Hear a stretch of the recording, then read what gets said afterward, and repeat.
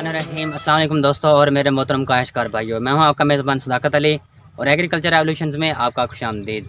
एक काश्तकार जब मेहनत करके एक खेत तैयार करता है, फसल तैयार करता है, जैसे कि आप ये मिर्च की फसल देख रहे हैं, इंतहाई खूबसूरत पौधे हैं, इंतहाई शानदार पैदावार है। इन पौधों पर काश्तकार ने मेहनत भी बहुत की, पैसा भी बहुत लगाया।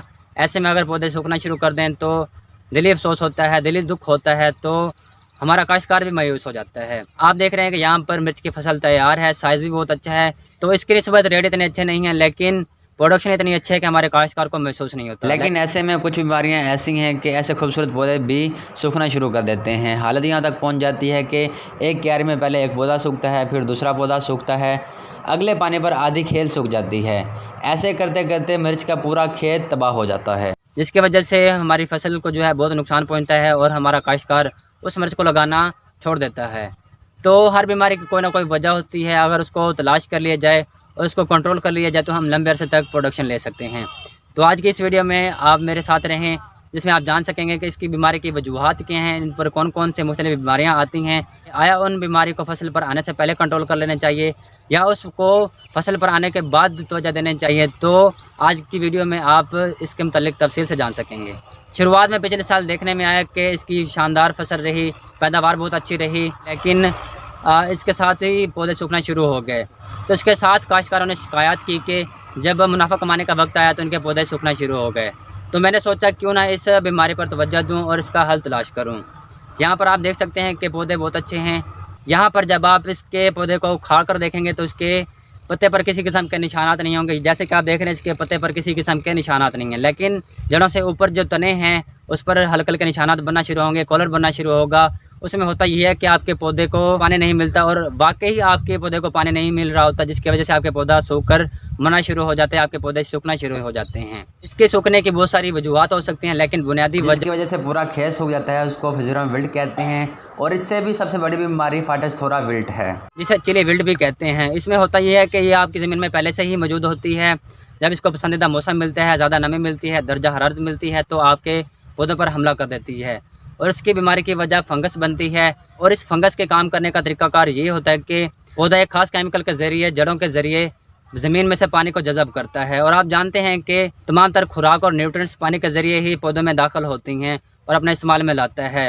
होता क्या है कि जो पौधा खास केमिकल के ज़रिए पानी को जज़ब करता है, इसको जालिम कहा जाता है।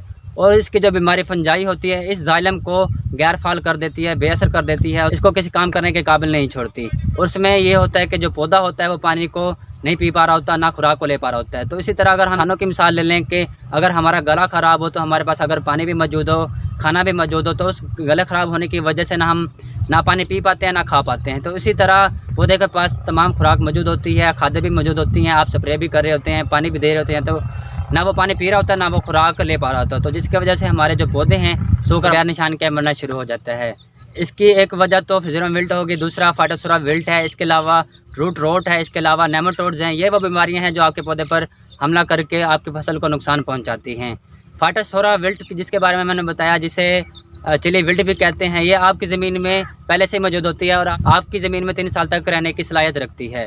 जब एक दफ़ा आपके पौधे पर हमला हो गया तो ये 3 साल तक आपके पौधे पर हमला करती रह सकती है। तो इसके लिए ज़रूरी है कि अपनी फसल को बदल बदल कर लगाएं, जगह बदल कर लगाएं। इंशाल्लाह पैदावार भी बदलेगी और बीमारियों का हमला भी कम होगा। दूसरी बात यह कि जब आप सीड लगाते हैं, चाहे पनेरी तैयार करने के लिए या डायरेक्ट ज़मीन में लगाते हैं, तो उसको अच्छी तरह ट्रीट कर लें। तो उसके लिए आप बायर कंपनी का होमरे इस्तेमाल कर सकते हैं। इसके अलावा रिस्टा लाइफ का टॉप्सिन एम इस्तेमाल कर सकते हैं। इसके अलावा सजेंटा का एक्टारा इस्तेमाल किया जा सकता है। इसके अलावा आप अमीडा से भी हल्का फुल्का ट्रीट कर सकते हैं। ट्रीट करने का तरीकाकार ये होता है कि जब आप पनीरी को ज़मीन में शिफ्ट कर रहे होते हैं तो उसकी जड़ों को हल्का फुल्का मैनुअल के साथ ट्रीट कर लें। तो उसका तरीकाकार ये होता है कि 2 ग्राम पर लीटर या 2 ml पर लीटर सोल्यूशन बना लें, महलूल बना लें, 1 लीटर का, 5 लीटर का। तो उसमें उसकी जड़ों को डिप करके उसके बाद ही शिफ्ट करें। इसी तरह आपने इसके सीड को भी ट्रीट कर लिया, पनीरी की जड़ों को भी ट्रीट कर लिया और उसके बाद उसको ज़मीन में शिफ्ट कर देते हैं, तो कम भी चांसेस होते हैं कि इस तरह की बीमारियां आपके पौधे पर हमला करें। उसके बाद ज़मीन में लगाने के 3-4 हफ्तों के बाद फिजूरम विल्ट का हमला होता है। तो उसके लिए जो ट्रेंचिंग का शेड्यूल बना लें, 1 शेड्यूल कर लें, 2 शेड्यूल कर लें। तो उसका तरीकाकार भी यही होता है कि लीट 100 ग्राम ले लें, टॉप्सिन एम 200 ग्राम ले लें और उसको पौधों की जड़ों में डाल दें, ट्रेंच कर दें, ताकि आपके पौधे लंबे अरसे तक इस बीमारी से बचे रहें और आपका पौधा महफूज रहे और लंबे अरसे तक प्रोडक्शन दे सकें। उसके बाद पौधों की जड़ों पर नेमाटोड्स का भी हमला होता है। जड़ों पर इन नेमाटोड्स के हमले की वजह से जड़ों में गुठलियाँ बनना शुरू हो जाती हैं, जिसकी वजह से ये खुराक नहीं हासिल कर पाती और पौधा कमज़ोर होना शुरू हो जाता है, जिसकी वजह से पौधा सूख कर मर जाता है। तो इसके लिए FMC की रगदी बहुत अच्छी है, वो नेमाटोड्स के खिलाफ अच्छा रिजल्ट देती है, अच्छे नतीजे देती है, तो आप इस्तेमाल कर सकते हैं और नेमाटोड्स को अपने पौधों पर आने से महफूज कर सकते हैं। ये वो चीज़ें हैं जिनसे आप अपने पौधों को, अपने प्लांट्स को हेल्दी रख सकते हैं, बीमारियों से बचा सकते हैं। इसलिए कहा जाता है कि एहतियात सबसे बड़ा इलाज है।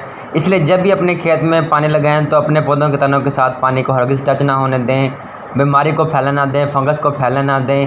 इसलिए बड़ी एहतियात के साथ पानी लगाएं।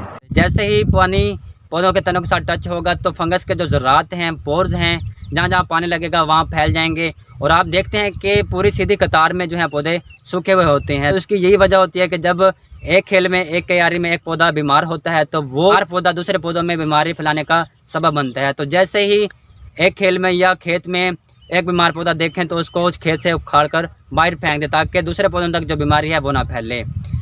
तो जब भी पानी लगाएं तो पौधों के तनों के साथ हरगिज़ पानी को टच ना होने दें, कम पानी लगाएं, अपनी खालियों को, अपनी क्यारियों को गहरा करवाएं और आधे ही खेल को भरें, क्योंकि जो आपके पौधों की जड़ें हैं वो आधी खेल से भी पानी लेने की सलाहियत रखती हैं। पूरी खेल भरने का कोई फ़ायदा नहीं, नुकसान है। और अगर इस तरह आप करेंगे तो आपके पौधे इस बीमारी से भी बच जाएंगे और आपके पौधों तक बीमारी नहीं फैलेगी और दूसरे पौधे भी बीमारी से बच रहेंगे। उम्मीद करता हूँ मेरी आज की वीडियो आपको पसंद आई होगी और ये तरीके भी पसंद आए होंगे। तो अगर ये वीडियो पसंद आई है तो इसको लाइक भी करें, शेयर भी करें और दूसरे काश्तकारों तक पहुँचाएँ ताकि वो लोग भी इस वीडियो से फ़ायदा उठा सकें और अपने पौधों पर इन बीमारियों को दूर कर सकें और अच्छी प्रोडक्शन ले सकें। आपके ज़हन में इसके अलावा कोई और इलाज है तो आप मुझसे शेयर कर सकते हैं ताकि उस इलाज को, उस हल को दूसरे काश्तकारों तक पहुंचा सकूं। तो इसी के साथ मुझे इजाज़त दें। अल्लाह हाफ़िज़।